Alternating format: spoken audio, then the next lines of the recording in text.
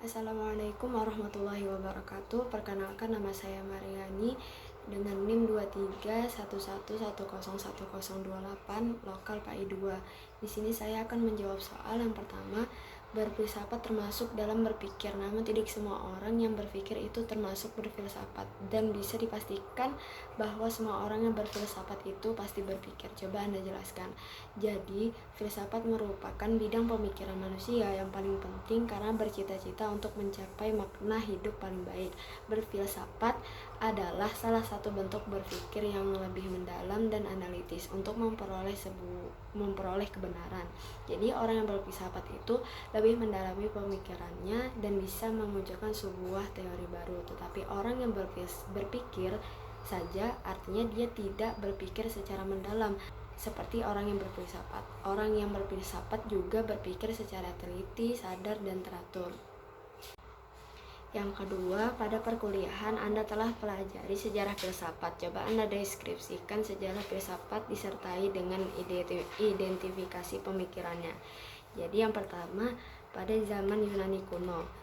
Pada zaman Yunani kuno merupakan periode terpenting dalam sejarah peradaban manusia. Ini disebabkan karena pada saat itu terjadi perubahan pola pikir mitosentris atau pola pikir yang sangat mengandalkan mitos untuk menjelaskan fenomena alam. Pada periode ini muncul filosof pertama yang melengkapi tentang asal-usul alam, yaitu Thales. Pada masa itu ia mengatakan bahwa asal alam adalah air, karena unsur terpenting bagi setiap makhluk hidup adalah air. Air dapat berubah menjadi uap dan benda padat seperti es, dan bumi juga berada di atas air. Yang kedua, Heraklitos berpendapat bahwa segala yang ada selalu berubah dan sedang menjadi. Ia mempunyai arch atau asas yang pertama dari alam semesta adalah api. Api dianggap sebagai lambang perubahan dan kesatuan. Api mempunyai sifat memusnahkan segala sesuatu dan mengubahnya menjadi abu asap, sehingga Heraklitos menyimpulkan bahwa yang mendasar dalam alam semesta ini adalah bukan bahannya melainkan faktor penyebabnya, yaitu api. Yang ketiga, Parmenides dilahirkan di Elea. Dia merupakan filsuf pertama kali memikirkan tentang hakikat ada. Dia berpendapat apa yang disebut sebagai realitas adalah bukan gerak dan perubahan. Yang ada itu satu, umum, tetap, dan tidak dapat dibagi-bagi, karena membagi yang ada akan melahirkan banyak yang ada dan tidak mungkin. Lalu ada zaman keemasan pada zaman Yunani kuno atau klasik. Yang pertama, Socrates. Pemikiran filsafatnya untuk menyelidiki manusia secara keseluruhan, yaitu menghargai nilai-nilai jasmani dan rohaniyah yang keduanya tidak dapat dipisahkan, karena dengan keterkaitan kedua hal tersebut mulai banyak hasil yang dihasilkan. Yang kedua, Plato. Pemikiran filsafatnya adalah pemikiran tentang negara yang tertera dalam Polites dan Nomoi. Yang ketiga, Aristoteles. Pemikirannya yang sistematis tersebut banyak mengembangkan kepada pengembangan ilmu pengetahuan. Yang kedua, pada zaman kegelapan. Pada zaman kegelapan ini dikenal sebagai abad pertengahan filsafat. Pada masa ini dikuasai oleh pemikiran keagamaan, yaitu Kristiani. Puncak dari filsafat Kristiani adalah patristik atau bapak-bapak gereja dan skolastik patristik. Skolastik patristik dibagi menjadi dua, yaitu patristik Yunani atau Timur dan patristik Latin atau Barat. Ajaran dari para bapak-bapak gereja ini adalah falsafi teologis. Ajaran ini memperlihatkan bahwa iman sesuai pemikiran paling dalam dari diri manusia. Pada zaman skolastik, yaitu pertemuan pemikiran Aristoteles dengan iman Kristiani, menghasilkan filsuf penting sebagai Dominikan dan Fransiskan. Yang ketiga, zaman pencerahan.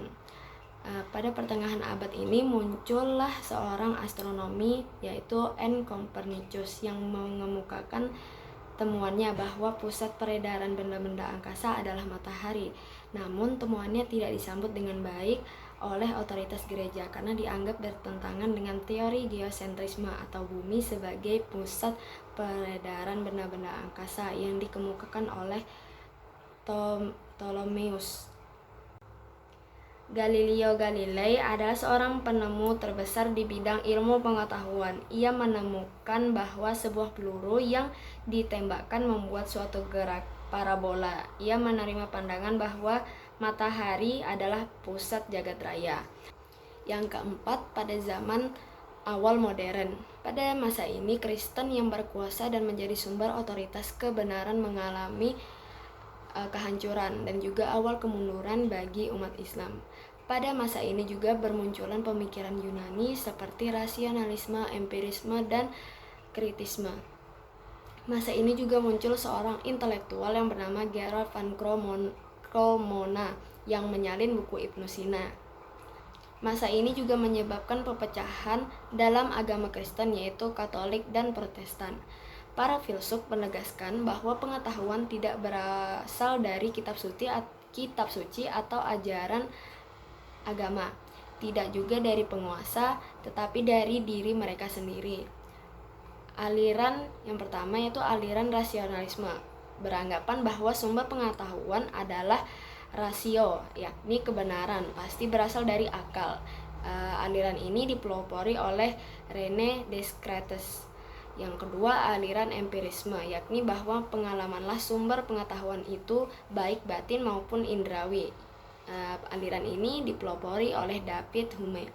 Yang ketiga, aliran kritisme adalah aliran yang mencoba memadukan kedua pendapat pada aliran rasionalisme dan empirisme yang dipelopori oleh Immanuel Kant. Yang kelima, pada zaman modern. Pada abad ke-18 mulai memasuki perkembangan baru. Filsuf-filsuf pada zaman ini disebut sebagai para empirikus yang ajarannya lebih menekankan bahwa suatu pengetahuan adalah mungkin karena adanya pengalaman indrawi manusia. Immanuel Kant dalam bukunya memperkenalkan suatu konsepsi baru tentang pengetahuan.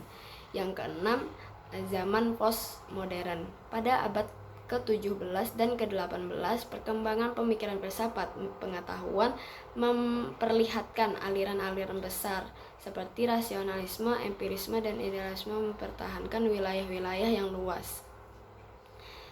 Pada masa ini juga banyak bermunculan aliran-aliran baru dalam filsafat seperti positivisme, marxisme, eksistensialisme, pragmatisme, neokantianisme, dan fenomenologi.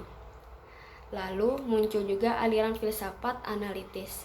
Tokohnya yaitu Ludwig Joseph Johann. Ilmu yang ditekuninya adalah ilmu penerbangan yang memerlukan studi dasar matematika yang mendalam. Soal yang ketiga, mengapa pendidikan membutuhkan filsafat? Ruang lingkup pendidikan yang mana saja yang menjadi pembahasan filsafat? Karena filsafat memberikan kerangka teoritis dan pemahaman tentang tujuan, nilai, dan proses pendidikan dan pembentukan pandangan tentang tujuan pendidikan dan pembentukan metode yang efektif dalam mencapai tersebut. Ruang lingkup yang menjadi pembahasan dalam filsafat, yang pertama epistemologi pendidikan atau yaitu mengajukan pertanyaan mendasar tentang pengetahuan. Yang kedua, etika pendidikan, yaitu berkaitan dengan pertanyaan mengenai apa yang benar dan apa yang salah dalam konteks pendidikan.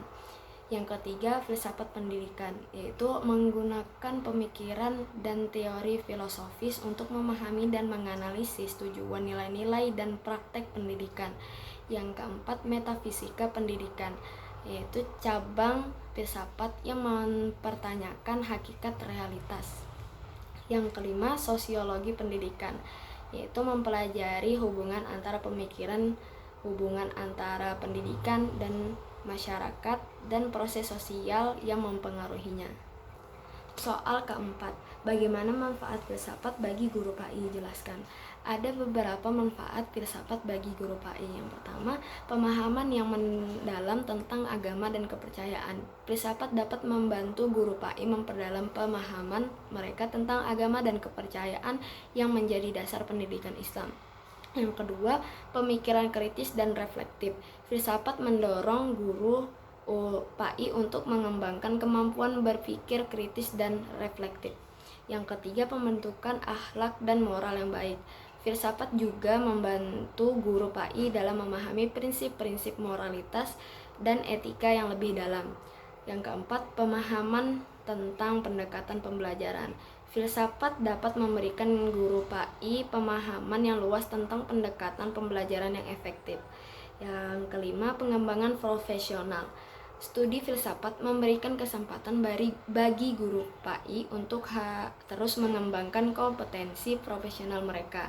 Dengan demikian, filsafat memiliki manfaat yang signifikan bagi guru PAI dalam memperkaya pengetahuan mereka, mengembangkan pemikiran kritis mereka, dan membentuk akhlak yang baik.